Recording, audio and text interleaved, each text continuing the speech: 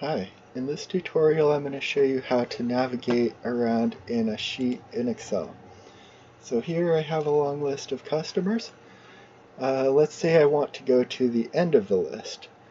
To do that, I would hit the End button and then the down arrow key, and it takes me to the bottom of a list of information. So it took me all the way down to line 131. So let's say the information I'm looking for is halfway between this and the first line. I would use the page up to quickly go up, up, up until I find the information that I'm looking for without having to scroll through a whole lot of information.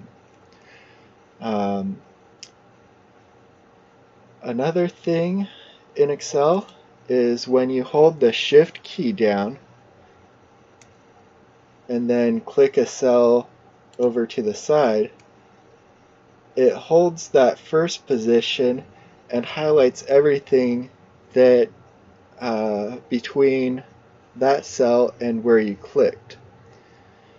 You can also use the Shift key when you do the end and down arrow key, and it highlights everything.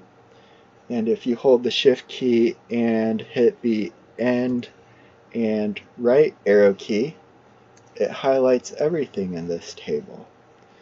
And you can also highlight cells that are outside the range that you want to select by holding the Control key. So I'll highlight Joe's, and I'll highlight this Joe's over here by holding down the Control key and then clicking this cell. Scroll up, and Joe's, Joe's, Joe's. I'm just holding the Control key down and clicking on all the cells that I want to highlight.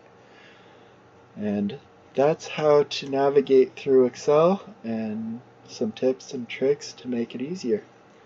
Thank you for watching.